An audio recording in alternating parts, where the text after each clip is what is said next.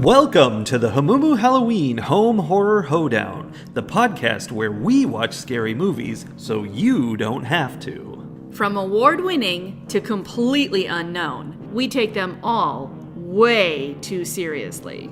I'm your host, Mike Hummel. And I'm your host, Solange Hummel. Now, warning, we use a ghoulish number of spoilers, so watch the movies first. Second warning, we don't know anything about anything, so don't take us seriously as we take these movies seriously. This room has, no light in it. I know. Why is there no overhead lighting in this room? Because I stay in the dark while you light up the plot of the movie. Is that the new guest? I can't remember what it was. It felt clever the first time, and then I lost track. We have drifted too far from the movie that had no light. Yeah. Well, this movie had little light, but it did have light. But still, when you were watching this movie, did you feel like you were in fear? There were times when I was maybe in concern. In Concern 2013? Were you in fear 2013? I think there was some edginess, more so than a lot that we have seen lately, but not a lot. It was edgy, but it felt like it was edgy for edgy's sake and not because there was something interesting happening that was edgy. I've learned some facts about In Fear from 2013. Well, first what is this movie? In this movie, Lucy and Tom are going on their 2-week anniversary. That's right. I forgot that part. Tom is taking Lucy to a fancy hotel, the Killarney House Hotel. And so they get in their car and they're driving. It's like this last minute trip and they never get there. Well, that's not true. No, they do that's get not there. true. It's not the fancy hotel Tom promised. It's just not as fancy as they thought. But really the whole movie is them trying to get almost the whole movie is them trying to get to this hotel and being chased and attacked by some unknown entity. And then finally, this guy who may or may not have been a bad guy for a while. There's lots of mystery in this one. Yeah, because most of the movie really is just them driving the path and not getting there. It takes a long time before something more than that is going on. Yeah. Okay, so now that we have the basic premise of the movie, they're driving, they're trying to get to a hotel, bad things happen. What did you learn about this movie? This movie is mostly improv, and not only that, but the actors didn't know what was going to happen. So the idea was that they would be in fear throughout. And I guess that kind of worked because they did some wacky reactions that must have been natural because they were weird. The one I'm thinking of is when they had the creepy guy in their back seat because they had hit him with their car, and he was like, "Hey, you gotta take me away because you hit me with your car." And he revealed that he's creepy and terrible, and he was making like he was gonna slice up the girl, and they were so scared.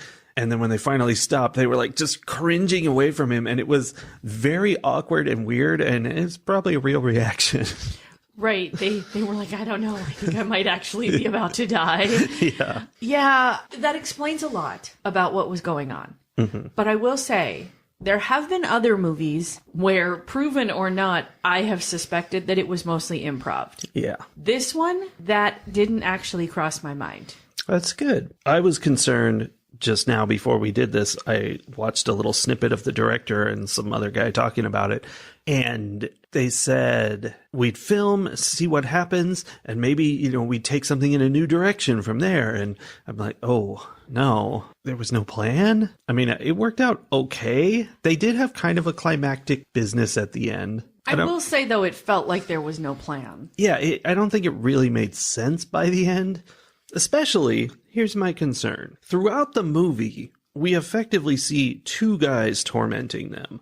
One with a mask and one without. And I think the ending of the movie implies that that was just one guy. And I kind of thought it was just one guy. Yeah, but he was teleporting 30 feet away and putting on a mask in half a second. It didn't make any sense. I did wonder, especially when she showed up at the hotel eventually and was realizing that it was basically just a junkyard. Not just a junkyard, previous victim junkyard. Oh, yes, because it had tons and tons of cars and stuff. When she showed up there and then the bad guy was like lurking in the shadows laughing at her, I'm like, wait a minute.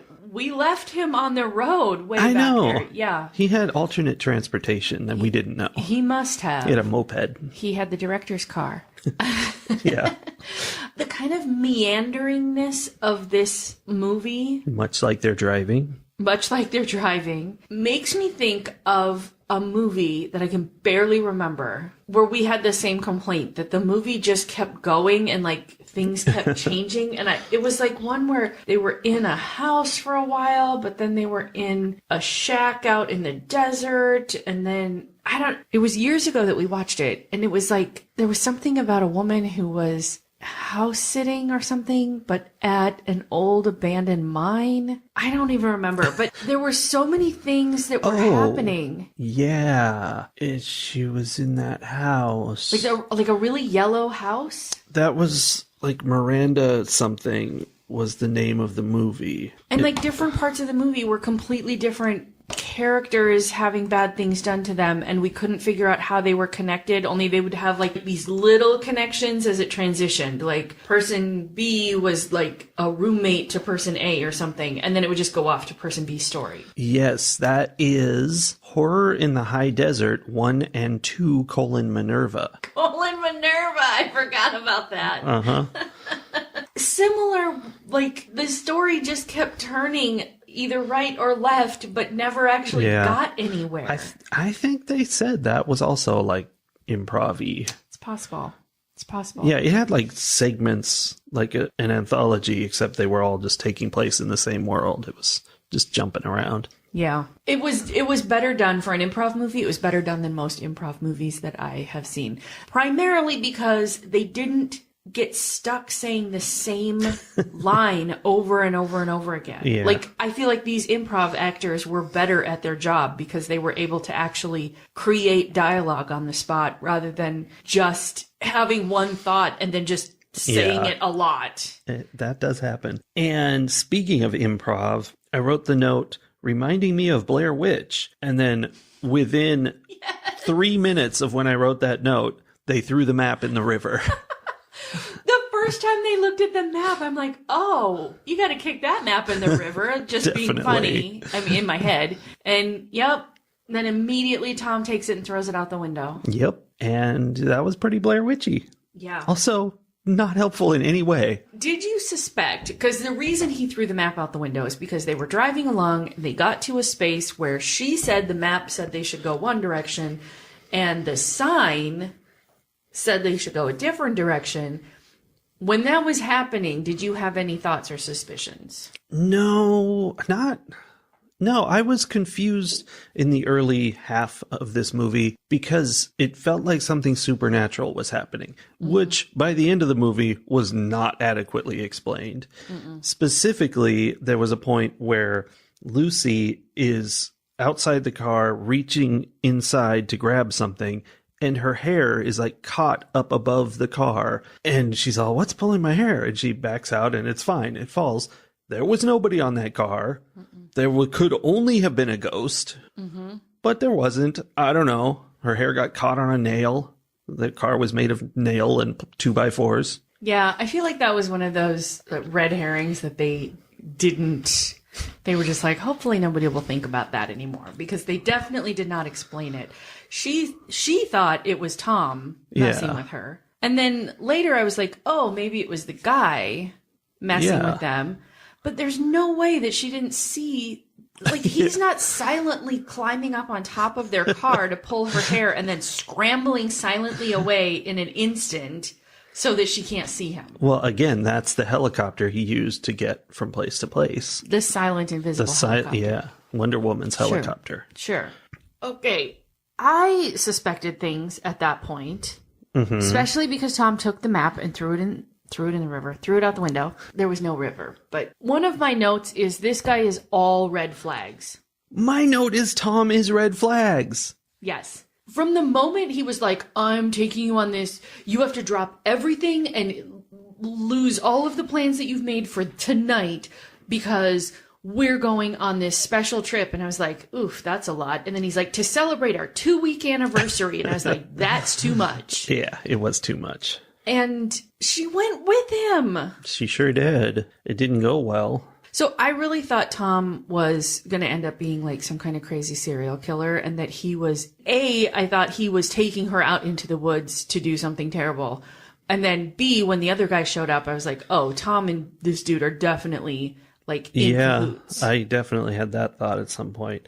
But the red flags continued on their drive. Like, he was weird. There were signs that things were wrong. And then later, he was, like, getting too mad about things, and it was getting a little scary. The point where the guy tries to pull her off into the woods, the masked guy tries to pull her off into the woods, and Tom, like, fights him off, like, karate chops him off, and they get back in the car. I was like, oh, that is so fake. Like, that dude let him save her so that he could pretend to have saved her. I wonder if that was an improv issue where they, we can't tell them in advance. So this guy's going to have to do really fake punches because, you can't, he's not going to know where they're coming from. Right. Safety issue. Yeah, it was weird. There were a few moments though that were creepy and were concerning.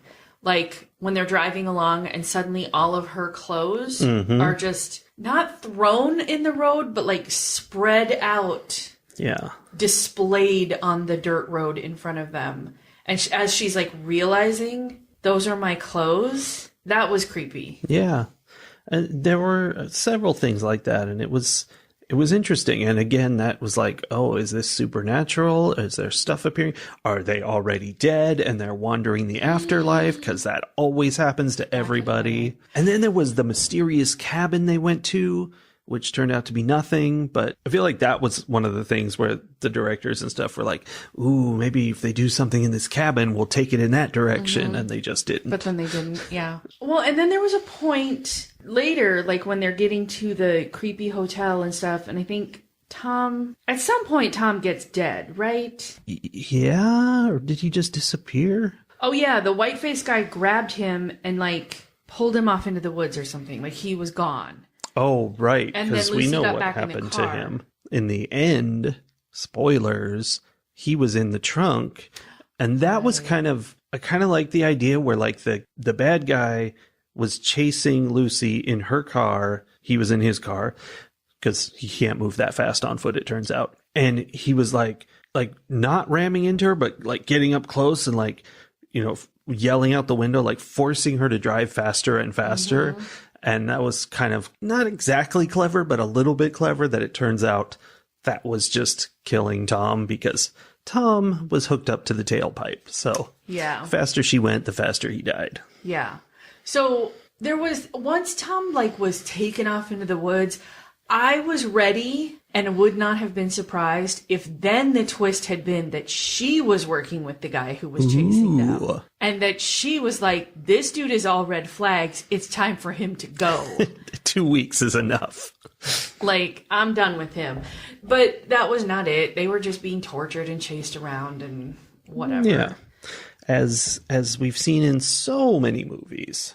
And that's something I noticed was like, this is pretty close to the plot of The Open House, of course. Yeah. Or Strangers, one of those movies where you never know motives or anything. You know nothing about the bad guys. It just happens. But I appreciated this more because it felt like, it felt like we did learn things, not about the killer, but just in general as the story went on. There was something to learn. Okay, you know what we never learned? That I was super annoyed that we never learned? What the heck happened at the tavern?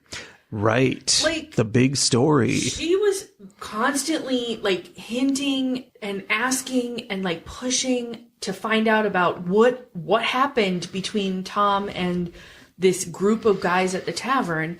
And at first Tom's like, nothing. And then he's acting so evasive that you're like, well, clearly something happened. Yeah. And then the guy is coming and like hinting about what happened. And I'm like, what did Tom do? Red flag Tom. Like, clearly something happened. Yeah. Do they deserve what's like, Am I on board with them chasing Tom through the woods? Maybe. Maybe. But we never, ever learned I think what was going on. that's a great example of why you should write your movie before you film it, because that's like a thread that just goes nowhere. And if you write it first, you would tie things up in the end. So, yeah, improv is not the ideal way to do a horror movie. Okay, thinking about it being done as improv, now one of the scenes is that much better to me. Ooh. So the guy jumps in the car and he's like, I've got a knife to the back of her throat. Drive, drive, drive. And he's like making Tom drive faster and faster and faster. And pretty soon they're just like flying down these dirt roads. And then eventually they like almost crash. They come to a stop.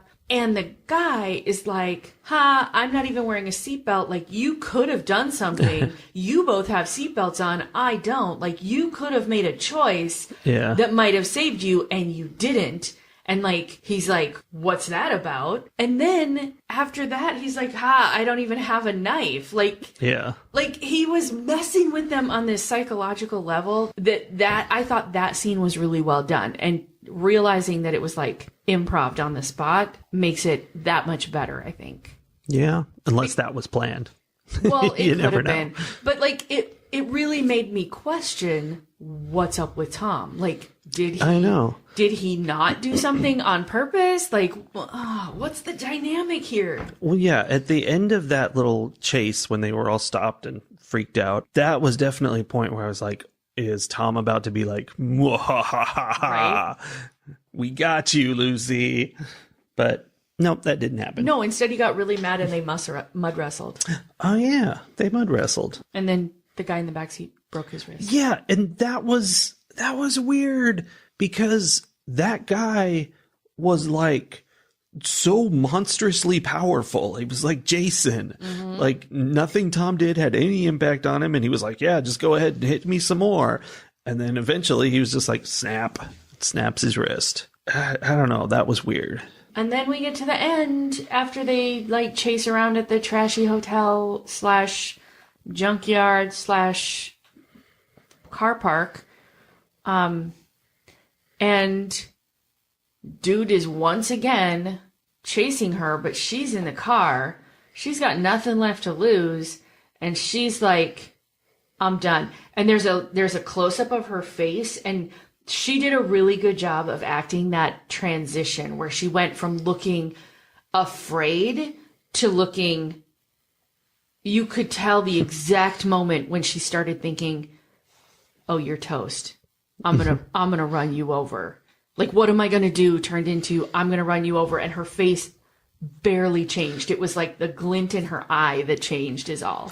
That finale where he basically asks her to run him over is kind of one of the things that moves this beyond something like the open house, where, again, we don't really know anything about him, but there's a closure and there's something weird about him. He's not just choosing to murder people. He's like, oh, there's a whole thing. I forgot. There's a backstory to this guy. He tells them the story in the car. Like, he says the guys in the pubs are all crazy. They go around killing people. But in the process, he's like, one of them even is so crazy, and this is like the least crazy thing ever, that he would hide on the side of the road and jump out in front of cars just to see what they do. And, that made one of them swerve and hit a tree, and the person inside died when he was a little kid, basically. And the implication, I think, is that he is that person in question. That's what I assumed. And so... And then it was reinforced when he was standing on the road waiting for her to hit him. And so he is like consumed with guilt from his childhood, and that's where this all comes from, this weird murdering spree. And he's been looking for someone to go ahead and hit him instead of not hit him. Alternative theory. Yes. It's not guilt at all. He's had this desire to be hit by a car since he was a child. Doing it. And he keeps trying to force someone into the position of running him over. Yeah. And he finally finds his sweet release because Lucy is definitely going to do it. Yeah. I don't know. There's things to think about. Things you can consider. So good improving. The other thing I found weird in this movie, and I know this is like probably completely real, it's just where they filmed the movie. They were in these woods. They like never encountered civilization. They were going in circles and never encountering anything except these signs telling them that the hotel was somewhere nearby. And there were streetlights, like over and over, not the whole time, but a bunch of times they were right around streetlights. And I'm like, where's the power for these streetlights coming from? It was weird. It was weird. And I mean, I suspect it was being filmed on like a few, like, you know, a couple of blocks worth of road. Yeah, and they were like woods somewhere. 3 feet from a building. Yeah, and they maybe were like putting streetlights in places so that they would have, like, it was lighting for the film. But yeah, it was a weird situation. And also, like, after they drove a little ways and didn't find the hotel, I would have been like, nope, I'm done. Like, this is not a hotel I'm interested in going to. Yeah, it was way out in the woods. And not just in the woods, but like way out in like Murderville country. Yeah, they had to go through a locked gate to get into the world where the hotel was. Because the first step to getting to the hotel was, okay, we're going to pull up to this spot and then we're just going to wait and this vehicle is going to come and like flash its lights and honk at us. And you just follow clearly it. That's the vehicle we follow. We're not going to talk to them at all. No. We're just going to follow that vehicle until they like point in a general direction and that's where we go. Yeah. And then they drive off. That is how hotels usually work. Right. They call that valet driving. Valet driving. Yeah, it was creepy. But once again, all red flags. I was like, all red flags. This is a bad plan. And if this is what Tom set up, he's dangerous and he's probably a part of some kind of murder cult. Yeah, that was crazy. I think that was a bit of a problem with this movie, was the weirdness of it all before you get to the parts that should be weird. Yeah.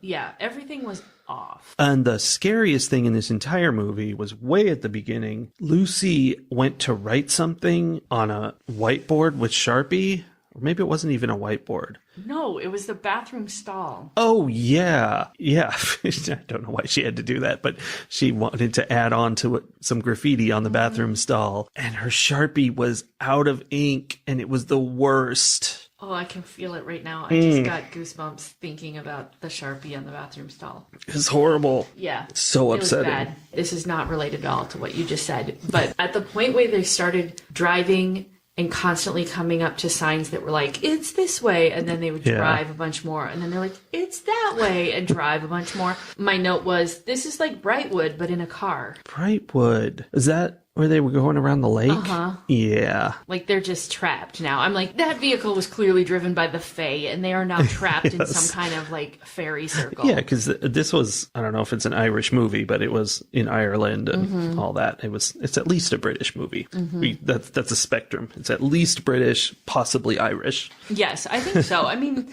the Killarney House Hotel makes it sound pretty Irish. Yeah, so that's another thing that made it feel like supernatural, like they were in this infinite loop, and turns out it was just like they had swapped around a couple of the road signs. And I feel like if that were me, and I'd go past a few, keep trying, we're not getting there, I'm turning around, going back the way we came, and I would be able to remember the way we came. I could do that. You mean like in that Game Changer where they had to do the path through the video game? Yeah. Over and over again? Yeah, exactly. Yeah. I can do that. I could have gotten us out of there and we would be alive. Yeah. That's a green flag. Green flag.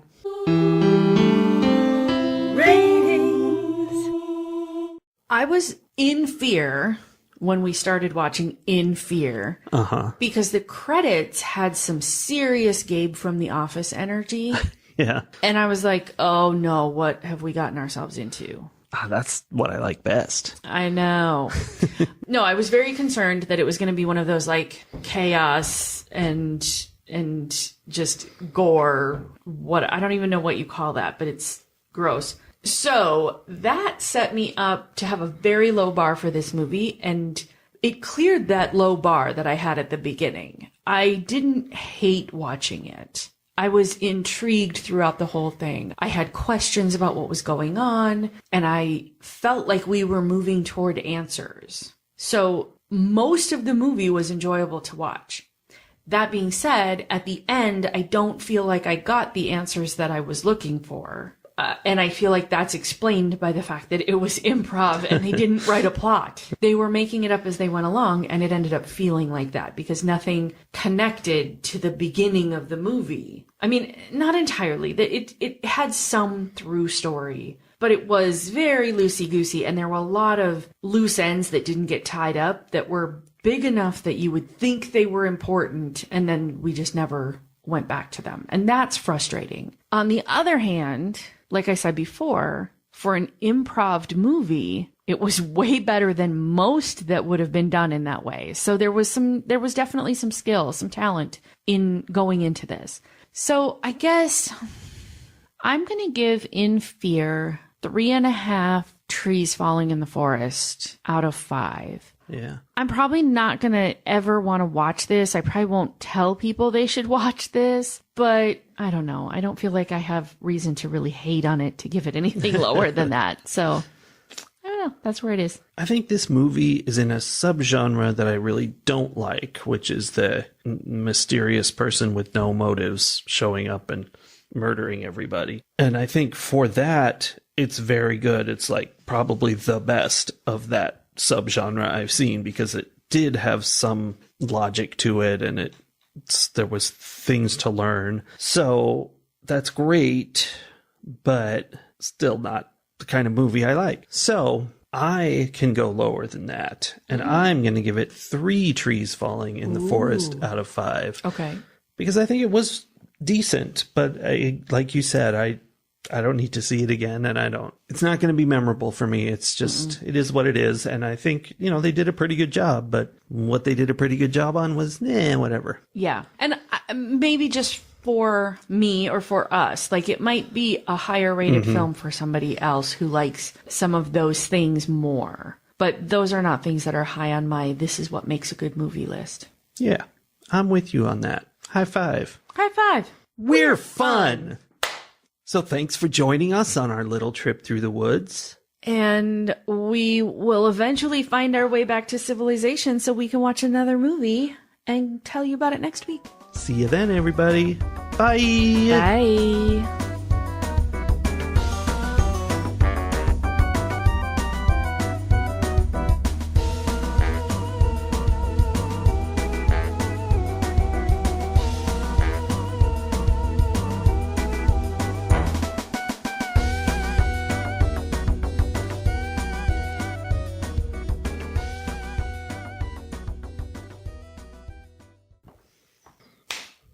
We're fun. Let's do a better high five. We're fun. We're fun.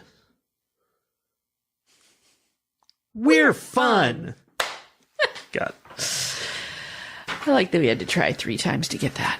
Well, it's hard to know if we're fun or not. It is. Do you have Bob in your notebook? Do I have Bob? Yes, I have existential crisis. Existential crisis Bob.